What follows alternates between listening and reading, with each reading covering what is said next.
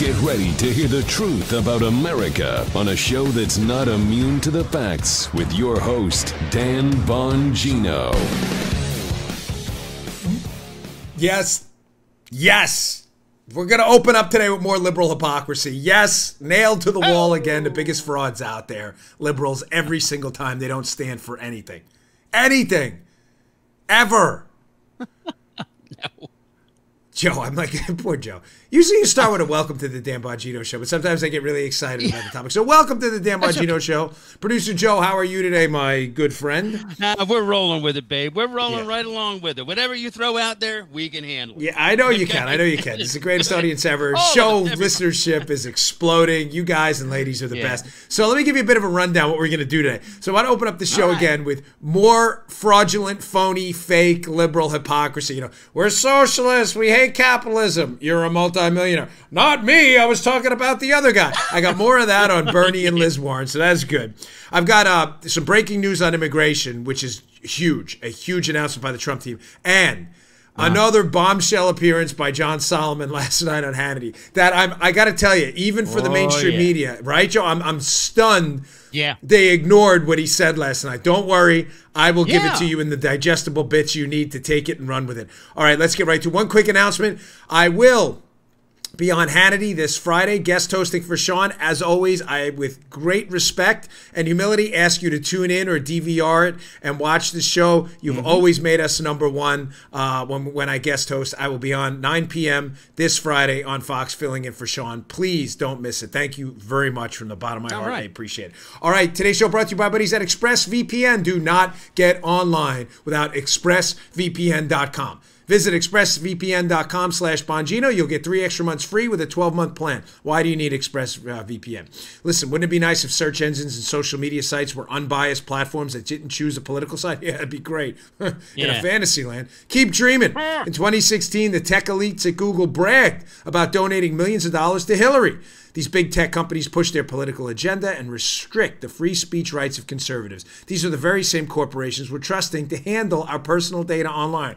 I don't want them using my web history, email data, or video searches against me. That's why we use, in the Bongino household, ExpressVPN every time we go online. Big tech companies can match your internet activity to your IP address or locating using your public IP address. When I use ExpressVPN, these tech companies can't see my IP address at all. My identity is masked and anonymized by a secure VPN server. Nice. Plus, ExpressVPN is the added benefit of encrypting 100% of your data to keep you safe from hackers and internet bad guys. Not 80%, 100%. Does that sound complicated? Well, it's not. Don't worry about it. I promise. ExpressVPN software takes a minute to set up on your computer or phone. You tap one button, you're protected. It really is that simple. Listen, if I can figure it out, you can figure it out. If you're like me, you believe your internet data belongs to you and not the tech elites, ExpressVPN is the answer. Here we go. Protect your online activity today. Find out how you can get 3 months free.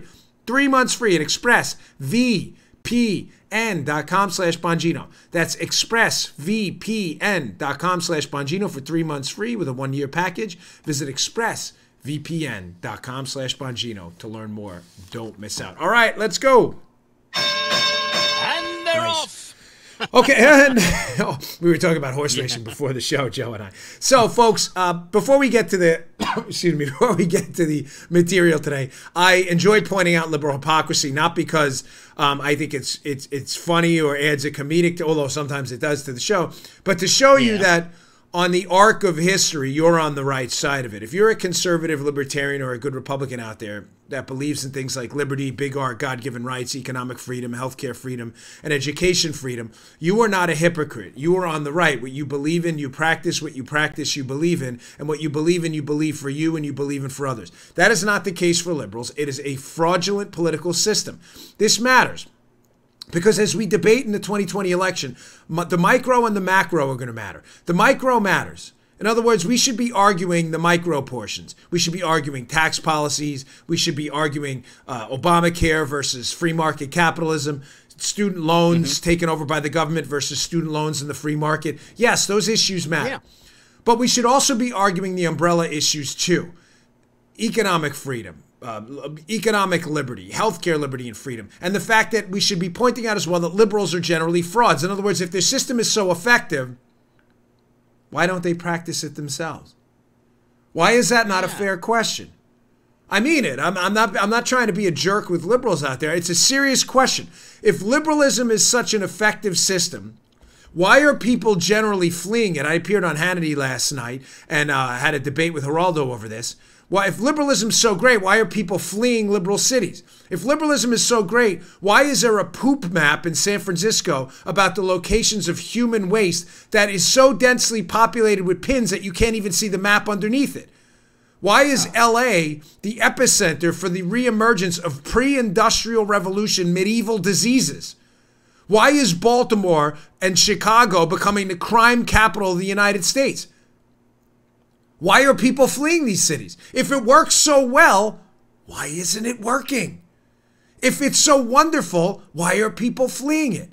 If liberalism and socialism is such a wonderful option for 2020, why don't the people professing its wonders practice it themselves? Because it's a joke. It's a fraud. And the joke is on you. Let's go to example number 1. This gets Tweet of the Year honors for complete, total lack of self-awareness. Here's our favorite target on the show, Bernie Sanders, at Bernie Sanders on his Twitter account. This is unbelievable. For those of you checking out, if you want to see the video, youtube.com/Bongino. I know, Joe, you get the joke already. Here's Bernie's tweet. He's showing a picture of the demonstrations in Hong Kong. Thank God for these demonstrators. We love you. We're behind you here. He says the demonstrations in Hong Kong are an inspiration to us all. It's the right of all people to protest for a better future. We stand with these brave protesters and call on the Chinese government to refrain from violence. Okay, well said, Bernie. But folks, Joe, I know you get it here.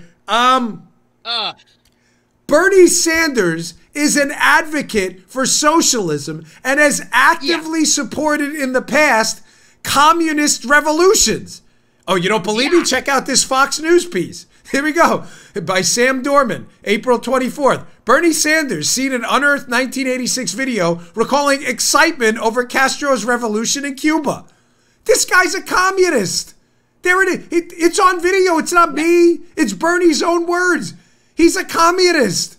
And he's celebrating. Listen, we love the protesters in Hong Kong. You have our full support on this show. Period. But Bernie? This guy's a communist. He has actively supported regimes on the other side of the protest. What is he missing here? I mean, folks, right? I mean, seriously, this guy's got a skull 72 feet thick. Does he not understand that he is actively on the other side of this issue? Folks, I'm just asking you for a moment if you're a Bernie supporter. Please. I'm not done. I got Elizabeth Warren next because she's another phony in a number of ways. But I'm asking you to just engage in a moment of self-reflection here. This guy will take either side of either issue depending on how he thinks it benefits him electorally. You can't do that if one side of an issue is a principle you believe in. We believe in low government spending, economic freedom, and low taxes because we believe people spend their money better than the government. We're not going to take the other side of the issue, me or a good conservative, because it's politically convenient. George W. Bush's administration spent a lot of money. It was bad. Obama did it. It was worse. The budgets now are even worse. I don't care who's in charge. Not worse than the Obama administration, but they're bad. Right. It doesn't matter. That's a principle. Liberals don't have principles. You need another data point to back up my assertions here that liberalism's so great, even liberals don't practice it. Here's Elizabeth Warren, an article in Forbes. Big anti-capitalist. She says she's a socialist, is what she is. How Elizabeth Warren built a $12 million fortune by Michaela Tindera at the Forbes staff, August 20th, 2019. Article will be in the show notes today at Bongino.com. She's worth $12 million. Listen, great, awesome job, Elizabeth Warren, making money. I mean that sincerely. Yeah. Nice work. Society revolves around entrepreneurial people using their gifts to make money and produce value. Good for you. The problem is Elizabeth Warren is trying to steal Bernie Warren's socialist mantle. Right. The two-headed hydra. She's trying to steal his socialist mantle and run the far left lane. Remember what I told you. There are 3 lanes in this Democratic primary, and only 3 lanes. I throw all the other analysis out the window. I'm telling you this. I'm sure of it. There's the radical far left lane, the centrist lane, and the outsider lane. The radical far left lane is currently about 2 candidates. Maybe you may be able to throw in one more, but it's really Liz Warren and Bernie Sanders. Maybe throw Harris in there. Although she's trying to move into the centrist lane, currently occupied almost exclusively by Biden. You have people like Delaney creeping on him a little bit here and there, but that's the second lane. The third lane's the outsider lane. You have Buttigieg, you have Tulsi Gabbard, Beto, Robert Francis, Beto O'Rourke. Those are the 3 lanes. Elizabeth Warren is trying to knock Bernie Sanders out by becoming the radical leftist.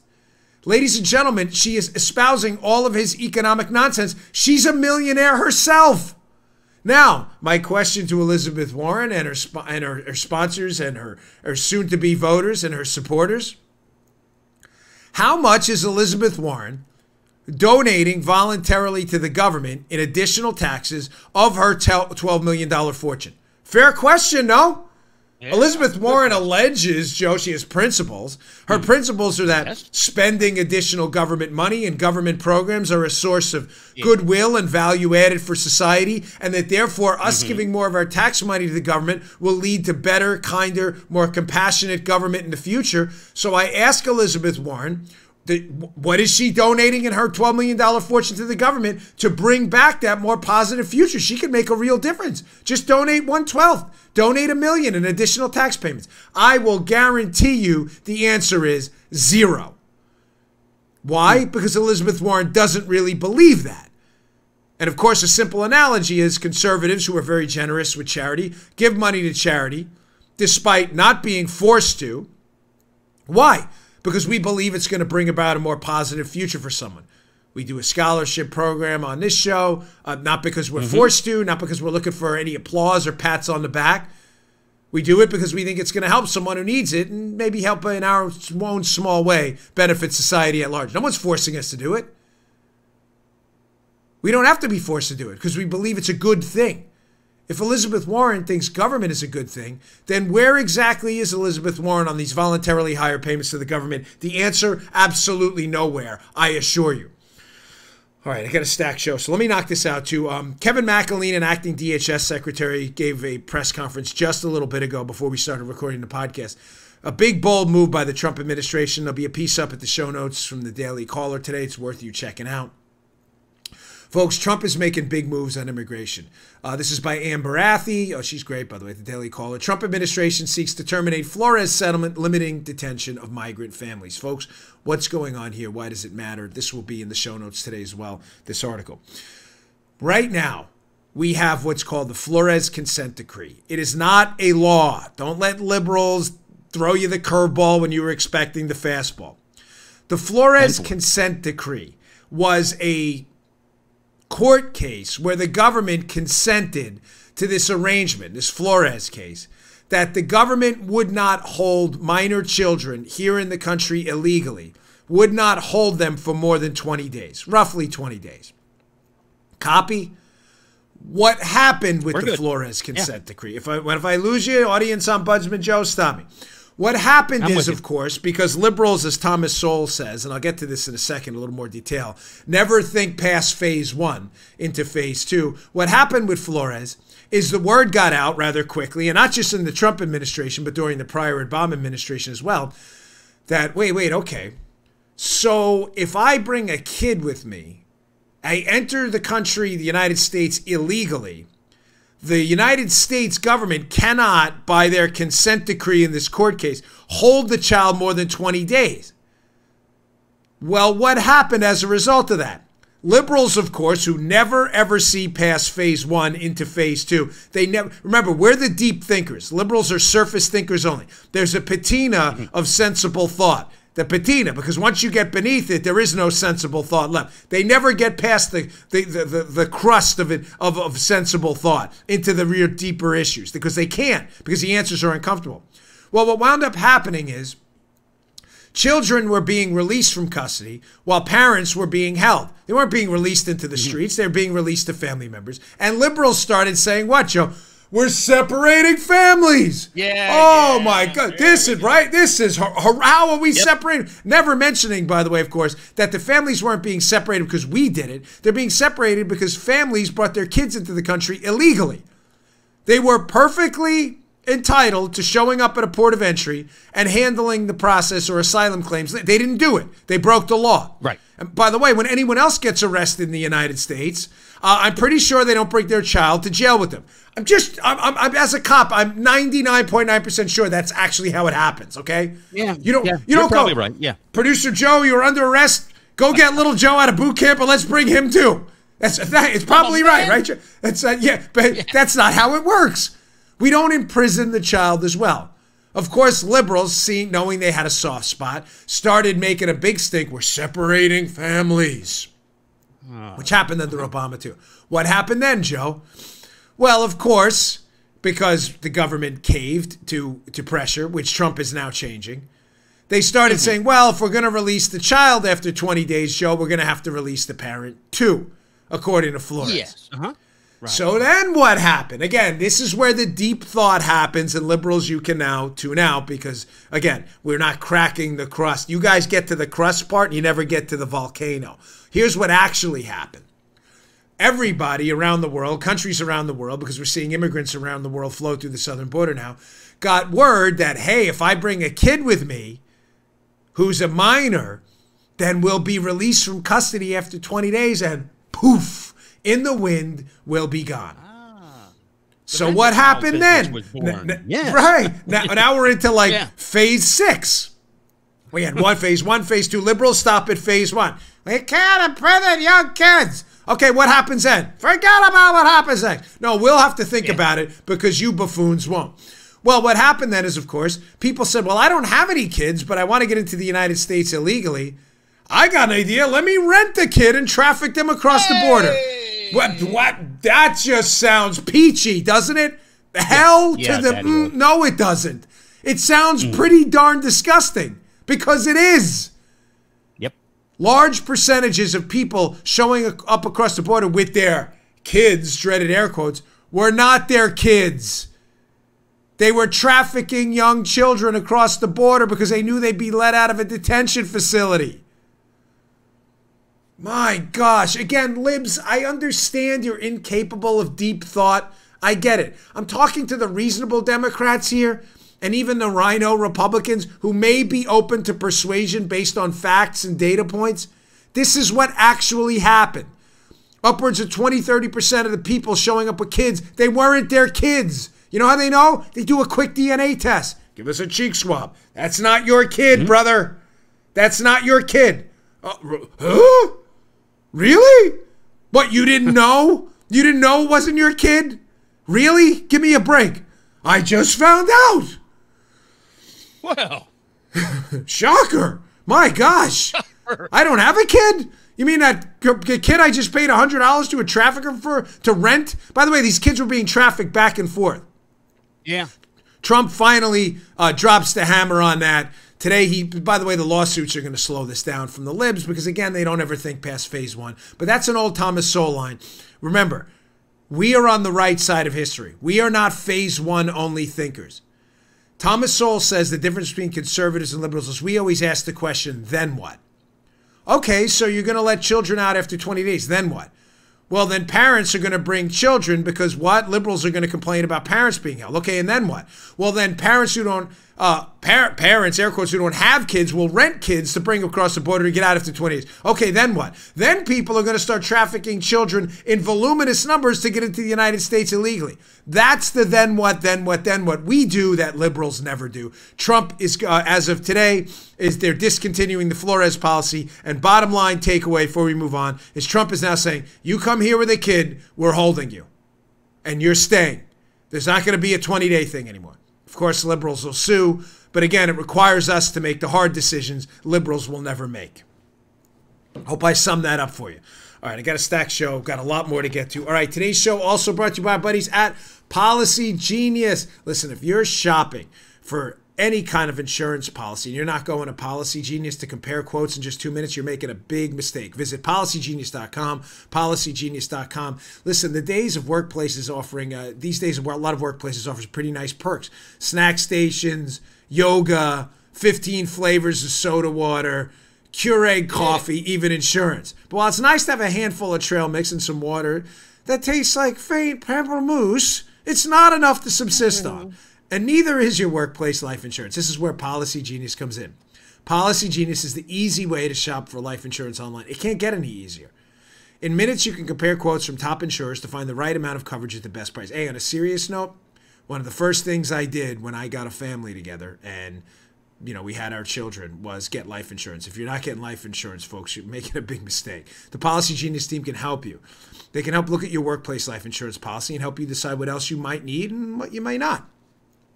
Policy Genius doesn't just make life insurance easy. They can help you find the right home insurance, auto insurance, and disability insurance too. Check them out, policygenius.com. You can compare quotes in just 2 minutes. So remember, workplace life insurance policies are like workplace snacks. They're better than nothing, but not quite fulfilling enough. Head to policygenius.com today and find out how to supplement your workplace life insurance and how to better protect your family. It's the most important thing you got. Policy Genius. It's like a buffet made of life insurance. And what could be more delicious than that? Good job, Policy Genius. We like that. All right, moving on. So, all right. Last night, I'm on Hannity last night with Geraldo with the liberal cities thing. And John Solomon comes on in the beginning, and I had just received his article about these 10 bombshells that we could expect to see in the Spygate case coming out. Now, I'm going to have to go through them in an expeditious yet informative manner because, honest to God, folks, I could spend entire shows on each one of the nuggets in here. This piece, it's that good. I get no commissions off John Solomon's articles or his clicks. I'm simply telling you, you need to go to the show notes today. Bongino.com. If you subscribe to my email list on my website, we'll email you this stuff. I tell you that every day. Please, please read this John Solomon article. It is a roadmap to what is being hidden, what is about to come out, what is devastating, what the revelations are going to be, and it is full of nuggets. Now, here's a piece. It's called 10 Declassified Russia Collusion Revelations That Could Rock Washington This Fall, John Solomon from yesterday at The Hill. He appeared on Hannity last night. It was a long appearance. It was about 5 minutes plus. I can't play the whole thing because I want to go through the piece.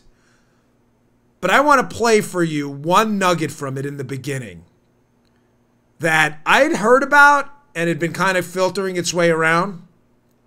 But Solomon's sources are impeccable. He's been all over this case. Something he's hearing about Christopher Steele giving information to the FBI, but the FBI giving something back to Christopher Steele?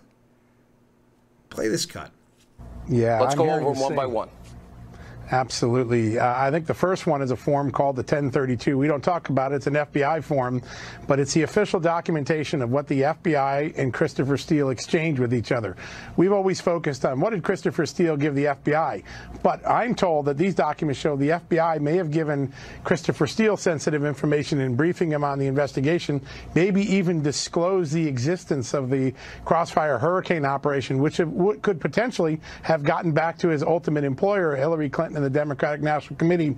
Raises some real concerns about the control of information that the FBI had when working with Steele.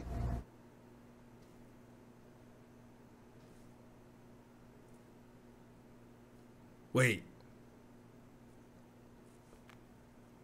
What did you just say? Let me get this straight. You know what? I have a little in my notebook here. I have a little summary of these 10 pieces at the end that I promise you is going to be the best 3 sentences you've ever heard on Spygate that will sum up how devastating what Solomon just said is. So let's be clear on this. Solomon is telling us that his sources are indicating that not only was the FBI using a discredited, uncorroborated, lying source in Christopher Steele to spy on a presidential campaign and an administration, a presidential administration, but they were giving the source back for sensitive, classified information too. Oh, and by the way, the source isn't even a U.S. citizen. He's a foreign intel person. Oh, okay. I'm doing you a disservice because I'm not even telling you how bad this really is. Let's go to point number 1 from Solomon's piece, which is this nugget of information. This was the biggest bombshell essay. Again, you're not going to hear about this anywhere on the mainstream media. Outside of Hannity's show, Levin, and the excellent work of Jeff Carlson and a bunch of Chuck Ross and people on Twitter, and you're not going to hear this anywhere else. Here's number 1 from the Hill. I'm not going to read the whole thing because it basically says what he just told you. Here's just point number 1 from the bombshells coming. That basically, he says it would be a huge discovery if the FBI fed Trump Russia intel to steal in the midst of an election, especially when his Oppo research client was Trump's opponent, Hillary Clinton, and the DNC. Folks, why is this important? Paul, if you wouldn't mind throwing up that New York Mag piece. Folks, you think a classified information, that a piece of classified information that they're investigating a presidential campaign for colluding with foreigners would be damaging to someone politically? You think? Keep that up a second. I'm just throwing that out there. Yeah, but just keep that in there. You're running for president, me versus Joe Armacost. And a story breaks on November 1st of 2016, as we can see in New York Magazine's Intelligencer section, that an October surprise reveals FBI is probing Trump's alleged Russia ties by Margaret Hartman. Ladies and gentlemen, this is 7 days before the election. Yeah. This is a week before the election. A bomb drops that the other campaign may be a Russian colluder. You think that may be slightly injurious to a campaign? Where did they get that info from? So now you're telling me that Solomon has information. By the way, I'm hearing the same thing, that the Bureau that's supposed to be engaged in a one-way street operation. One way. Steal information goes to FBI. It's not supposed to be 2 ways. You're not supposed to feed back information to steal. What the heck were they telling him? They told him they had a classified investigation, counterintelligence investigation going on against Donald Trump. Ladies and gentlemen, God forbid with a capital F that information about the existence of the investigation into Trump that leaked to New York Mag and the New York Times as well. God forbid that came from Fusion GPS, who was employing Christopher Steele, and Steele got it from the FBI. You want to talk about election collusion and interference with a foreigner? Oh, boy. Folks, I don't need to hyperbolically sell any of this. You know, shocking all campaigns or whatever. The outrageousness, the imbecility of this, the shocking nature of this speaks for itself when you digest in simple, small nuggets what I just told you. Now does it make sense why the Democrats keep hopelessly clinging to this talking point that Jim Comey, too, by the way, from the former director of the FBI. We didn't leak the existence of the Trump probe before the election.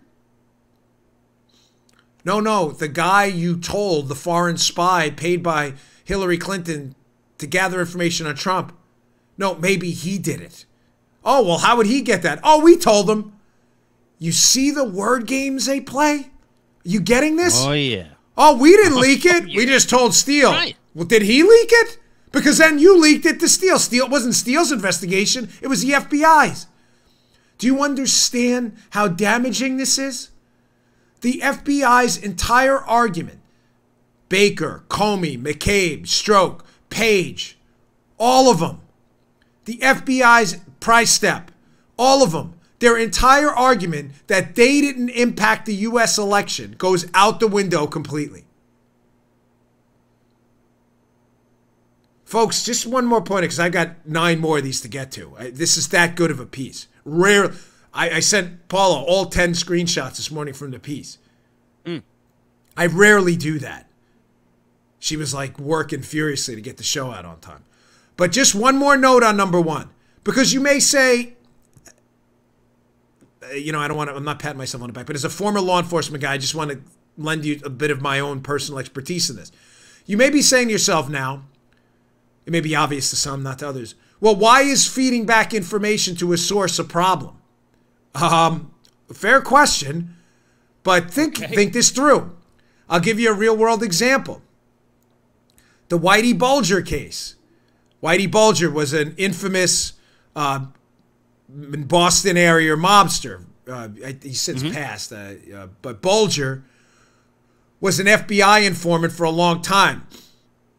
There was information being fed. The FBI agent handling him got in a lot of trouble for this. Back to Bulger, who was using the information, sensitive information fed back to him to engage in more criminality in the area. Snuff out opponents. You don't give information to a source. You just don't do it. In a CI case, even worse. Counterintelligence case. Why would you give information back to a source to help the source when the source is supposed to be helping you? The source is supposed to be providing you the input.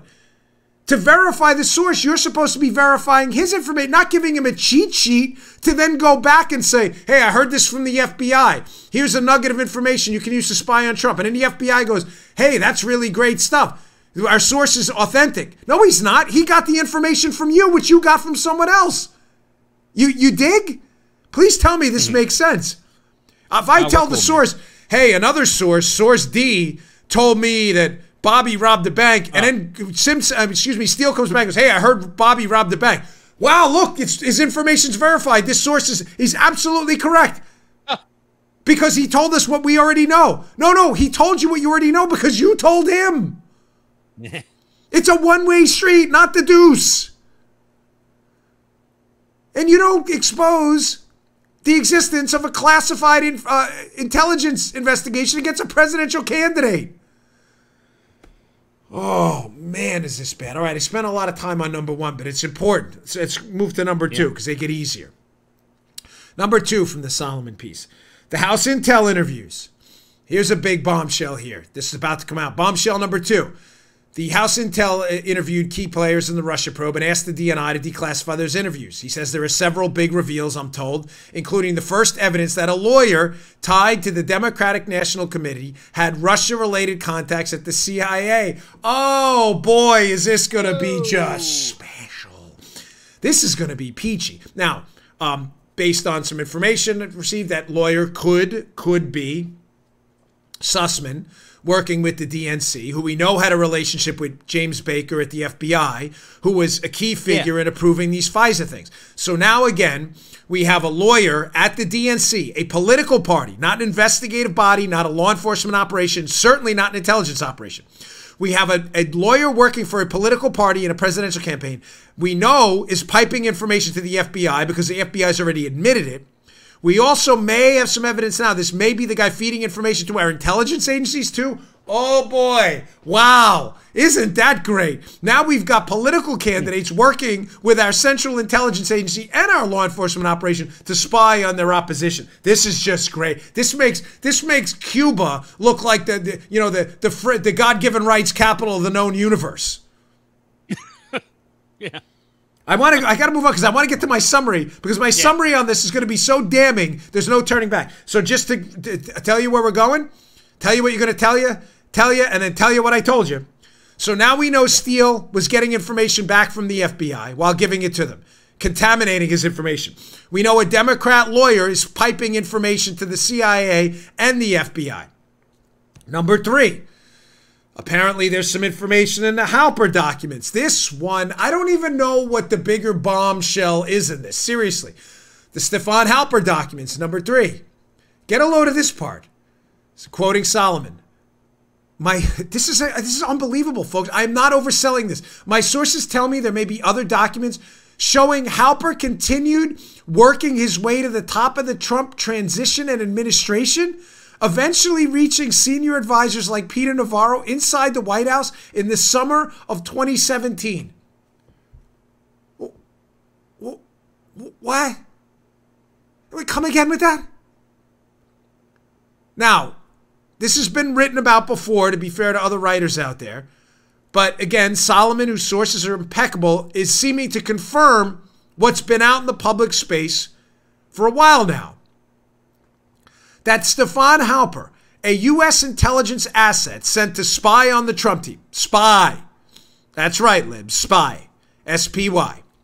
S-P-I in Joe Biden language. That this spy was not only spying on the Trump campaign, but in 2017, when Trump is the president, is still working on the administration and the transition team.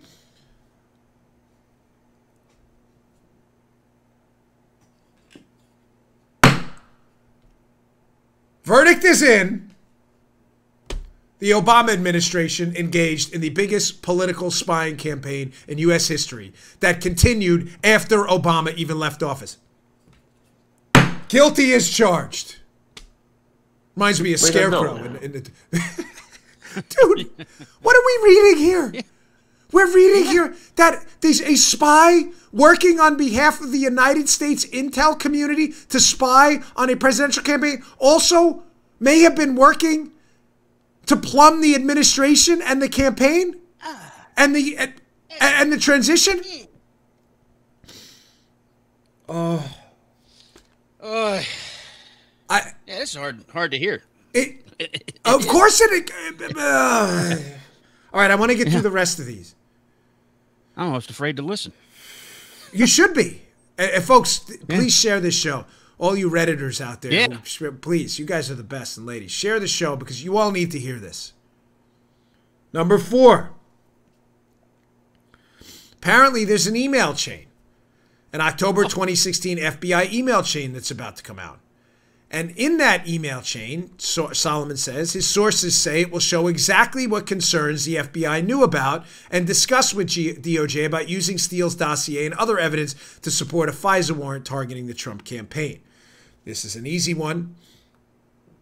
Excuse me. So now we have apparently an email chain of FBI and DOJ officials who have told us Steele was a verified, authenticated source, Joe, correct? Emailing each other about how his information is not verified and how they have concerns about it. Easy enough to understand. Number 5. This one we've talked about on the show, but again, confirmed by Solomon sources. We now know that there may be Carter Page and George Papadopoulos exculpatory statements, transcripts, and recordings of George and Carter Page saying on tape they are not involved in Russian collusion. Kind of a big deal when you're charging people with Russian collusion. As he indicates here in this piece here, again, this is takeaway number 5. This is takeaway number 5 in my signal. Got to give the bat signal there. That another of Nunes's 5 buckets, these documents purport to show that the 2 Trump aides were recorded telling undercover assets or captured in intercepts insisting on their innocence. Ladies and gentlemen, kind of a big deal if you're being accused of robbing a bank and you're on tape swearing you didn't rob the bank and you were in Hawaii when the bank was robbed in California. Maybe kind of a big deal, Joe? Just throwing that out there, by the way, for our liberal friends. Yeah, they don't care about their police state hooligans and tyrants. They don't really care. But yes, if you're on tape saying you didn't commit a crime, it may be something the court would want to hear about. Just guessing there. Number 6. The Gang of 8 briefings we discussed at length in yesterday's show. Or was it the day before? I don't know. I'm losing track of time. By the way, thanks to audience archivist Judy for uncovering my Antifa thing. Apparently, Antifa anti-First Amendment goes back to 2018, Joe. She nailed it. Here's number 6. Wow. Yeah, it was a while. We've been talking about that for a long time. The Gang of 8 briefing materials. Even worse. Now we not only know the FBI is emailing each other and the DOJ about how their information from Steele stinks. Apparently, there's a briefing manual they handed out to the Gang of 8 showing that there were numerous shortcomings in the information provided by Steele indicating that Trump colluded with the Russians when in fact the information being used was garbage. What's the issue there? The issue there is now we know the CIA The FBI, the DOJ, and the Gang of Eight intel community all knew this information had serious issues. Kind of a problem, no, folks? All right, I got 7, 8, 9, and 10. Let me just get to our last sponsor because I want to run through this because I want to give you my summary, which I hope you like because I took a while to write this morning. It was like me writing kind of poetry, which I'm not very good at. Finally, today's show brought to you by our favorite dog food company out there, Ollie. Go to myollie.com/try/Bongino for the best dog food out there. You know, I'm hesitant to call it dog food. It's really food because humans can eat it too. I'm not kidding. It is human grade quality food. I mean, if you cut up a steak and eat it and you hand some to your dog, it's not dog food, it's just food. The fact that this food is really good and goes for your dog is the only reason we even call it dog food. Your dog's health is as important as every other member of your family, and it starts with what you feed them. What do we feed our dogs, Baby and Linda? Look at these two. Look up, folks, just go to youtube.com/Bongino. Look at these two beauties. Come on. 11 years old. Look at that. That's Baby on the right and Linda on the left. Look at them. Look how good they look. Those nice dark eyes and those shiny coats. Why? Because we give them Ollie, and Ollie puts dogs first with vet-formulated recipes and fully transparent ingredients to give your dog the healthiest food possible. You're even smiling. Ollie makes fresh meals for dogs with real ingredients people can eat. It's food you give to your dogs. It's not dog food, right? There's a difference. And delivers them to you on a regular schedule. They beat out store-bought dog food at 10 to 1 on the palatability scale. What does that mean? It means it tastes good and it's healthy and dogs love it. Because they create customized, vet-formulated recipes, nice, made with all natural ingredients, no preservatives, and sourced from U.S. farms. Go to myollie.com/try, T-R-Y/Bongino. It's important. Get the website, myollie.com/try/Bongino. Answer a few questions about your dog. They'll customize recipes for your dog and ship pre-portioned meals so your pup gets the perfect portion every time. They've delivered 5 million meals. If your dog doesn't like them, send them back. You never will. Your dog's going to love them. Your dog will eat the whole thing just like that. Ollie's offering our listeners 60% off your first box, plus a free bag of treats at myollie.com/try/Bongino. That's the best deal they have available anywhere. myollie.com/try/Bongino. 60% off plus a free bag of treats spelled myollie.com/try/Bongino. We love myollie.com/try/Bongino. All right, moving on. Takeaway number 7 in the 10 expectant bombshells is, from Solomon's piece, the Steele spreadsheet. We've discussed this on the show before as well, but again, Solomon seems to confirm the existence of it based on his sources. Yeah. This is just spectacular. So, John Solomon writes, I recently wrote that the FBI kept a spreadsheet. Oh, wow, isn't that great? On the accuracy and reliability of every claim in the Steele dossier. Okay, Joe, keep that up. Yeah, so, you know, they have a spreadsheet. They said Steele was great. Yeah. He was a terrific source, and all his information was verified. So we'd assume that on that spreadsheet it says verified, verified, verified. Wrong. According to John's sources, it showed that as much as 90%, not 9, not 0.9, not 89, 90% of the claims Steele made could not be corroborated, were debunked, or turned out to be open source internet rumors. A document he recently reviewed showed the FBI described Steele's information as only minimally corroborated, and the Bureau's confidence in him is, quote, medium. Wow, folks, again, another Moab, mother of all bombs, dumped on the battlefield that you won't hear anywhere in the media. And again, these don't seem like really revelatory things sometimes because you're like, why isn't everybody covering it? Because the media was part of the scam. Of course, they're not going to tell you what's going on. So just to be clear what number 7 said, the takeaway, there is a spreadsheet indicating that Steele's 90% of Steele's claims were not true or could not be corroborated at all. And yet they stamped a big fat verified on the Woods file for the FISA warrant using Steele's information. Remember, don't forget this. You may say, well, what is Steele's information? What if it was only a small part of the dossier? No.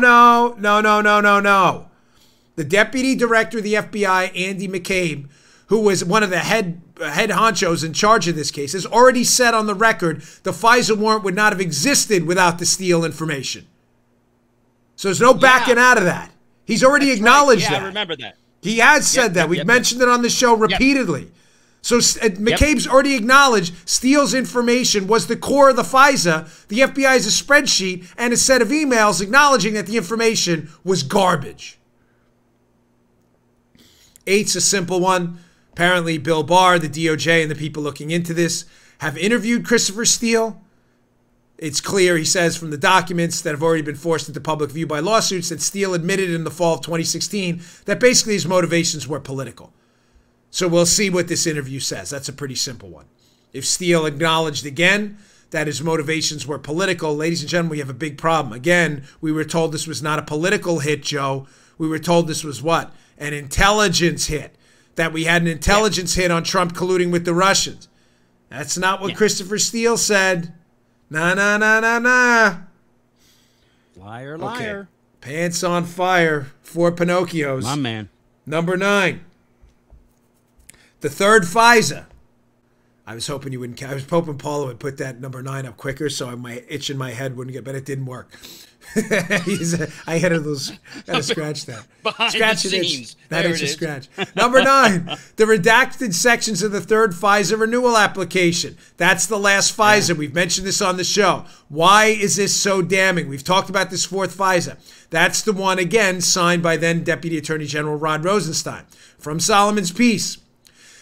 It's the one FISA application that the House GOP members have repeatedly asked to be released. And Solomon's told that the big reveal in the currently redacted sections of the application is that it contained both misleading information and evidence of intrusive tactics used by the government to infiltrate Trump's orbit. Let me declassify that for you.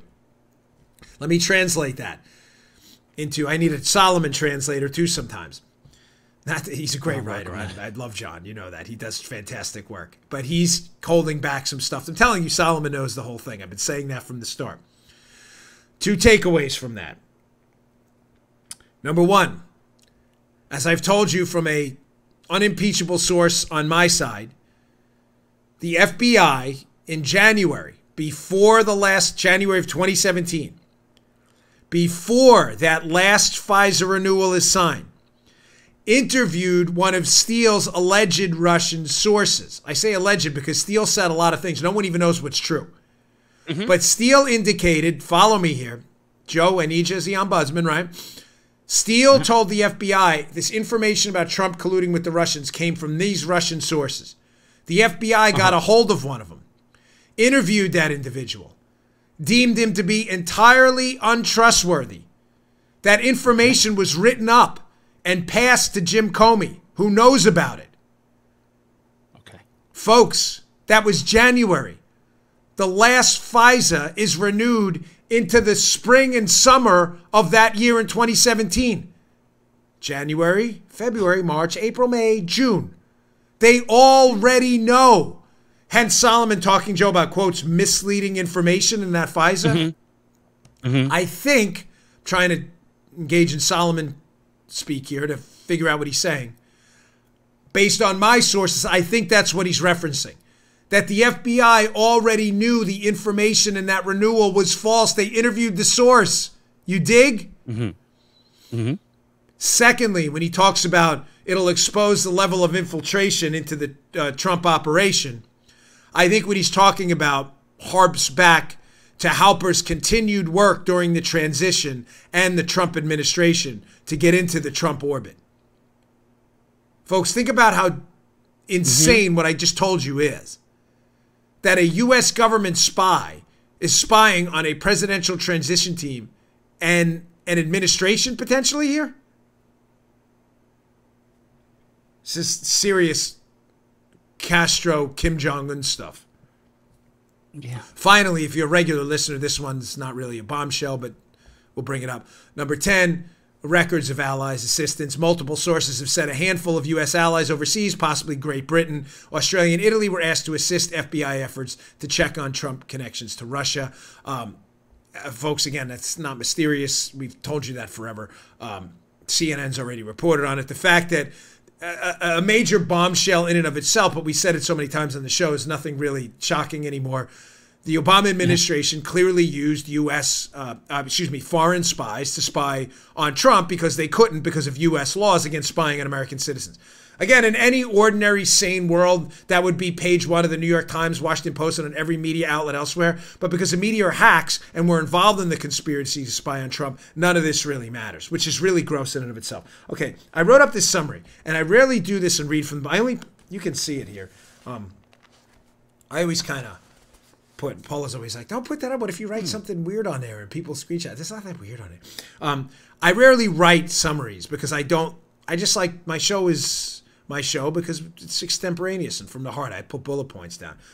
But I wanted to write this up because I want to summarize what you've just been told. And I want you to listen to this. I'm going to read it slow.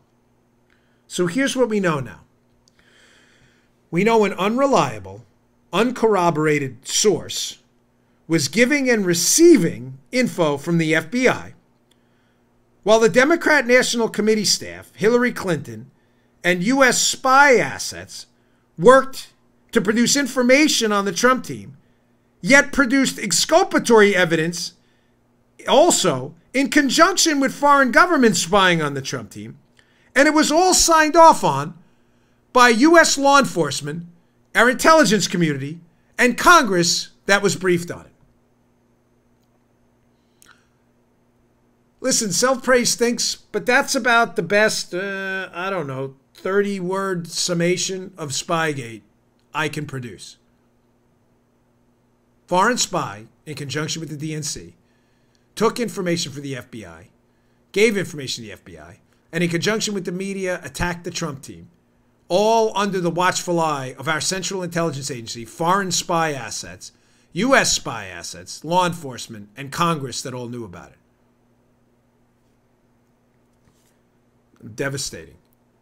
Absolutely 1,000% devastating information.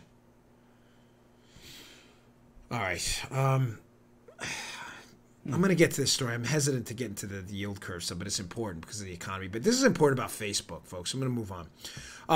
The Facebook's nonsense never ends. Facebook, can I just ask you a favor, folks? I don't like to do that, but if you wouldn't mind going to my Facebook page, liking my page. It's the blue checkmark page. Paula, what is it? Facebook.com? Dan.Bongino. Please like the page. Facebook has just crushed our page because they just hate conservatives. We were getting tremendous traffic, adding thousands of followers, sometimes in a day. They've crushed us. So Facebook is horrible. They just stink.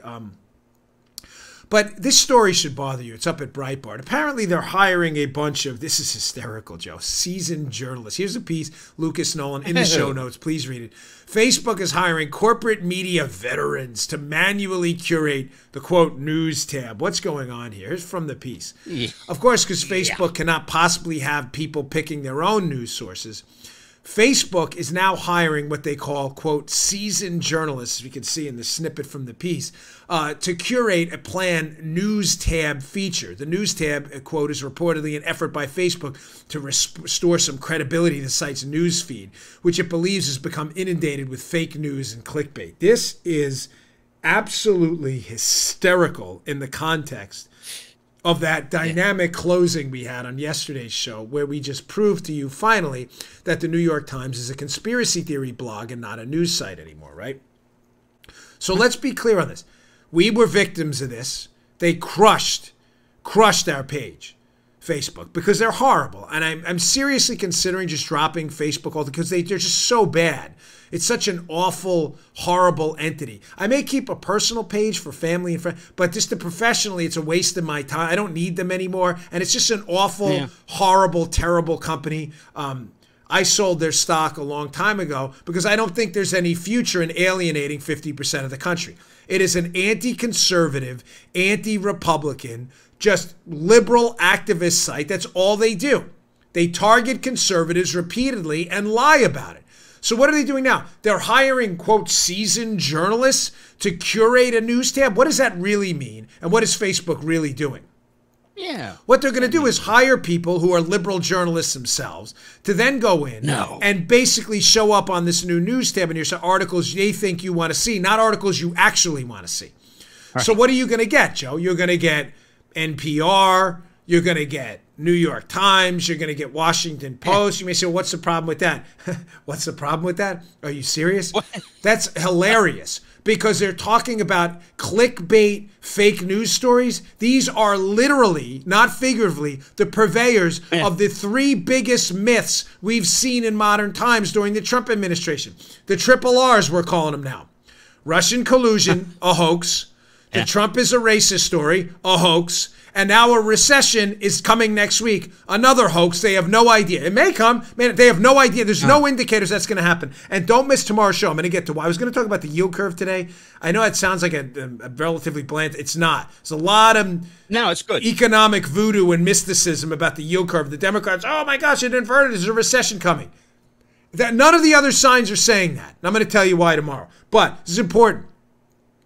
The New York Times, the Washington Post, NPR, these were big purveyors of the biggest hoax in modern times. They've done nothing to expose the biggest political scandal in modern times, Spygate. They've done everything, colluding with the Democrats and others, to make sure you believe the hoax. And yet, according to Breitbart, Facebook is hiring some of these seasoned journalists to curate a news tab to use those sites which have been lying to you for 2 years now.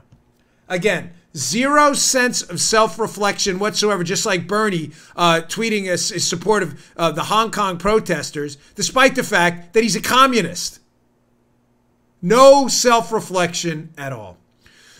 All right. I mean, really, folks, I don't know what to tell you, but we need a serious competitor to these social media companies. I know there are a lot of them out there. I'm on Parler now, too. I'm hoping it takes off. But let's be honest. Right now, it's just hard. They seem to have the crowd effect.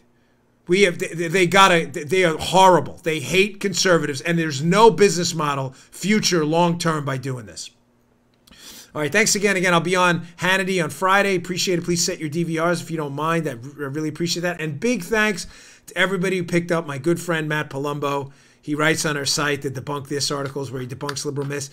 You drove Matt's book to the best. He was a #1 bestseller in his category yesterday, a launch of his new book, Debunk This, where he debunks a series of liberal lies. It's a must-have before the election so you can debate your liberal friends. He was #1 yesterday in his category, and that is exclusively thanks to you. You're the best audience out there, hands down. All right, thanks for tuning in. Don't miss tomorrow's show. Again, we'll attack that the economy's in recession nonsense. Total garbage. Don't believe it. I'll see you all tomorrow. All right, today's show is brought to you by our buddies at Brickhouse Nutrition. They make one of the finest nutrition supplements out there. Hey, here it is. Field of Greens. Field of Greens. Now, you'll notice that's empty. Why is that empty? Just like my bottle of Foundation or other great product, I use this. This is the finest fruit and vegetable supplement out there. This is real food, Field of Greens. This is not cheap extract. This is real ground up, healthy fruits and vegetables, the key to a long, great, healthy life. Your cognitive abilities look better, feel better, perform better. Field of Greens, it's your fruit and vegetable insurance. I love it. Use the product twice a day. It tastes great. This is real, healthy, high quality fruits and vegetables. Think of it as your fruit and vegetable insurance for a long and healthy life. Go to brickhousenutrition.com/Dan. Pick up a jar of Field of Greens. This is empty. I need some more because we use it, me and my wife too. Field of Greens, available at brickhousenutrition.com/Dan. That's brickhousenutrition.com/Dan. Pick it up today. You just heard The Dan Bongino Show. You can also get Dan's podcasts on iTunes or SoundCloud. And follow Dan on Twitter 24/7 @DBongino.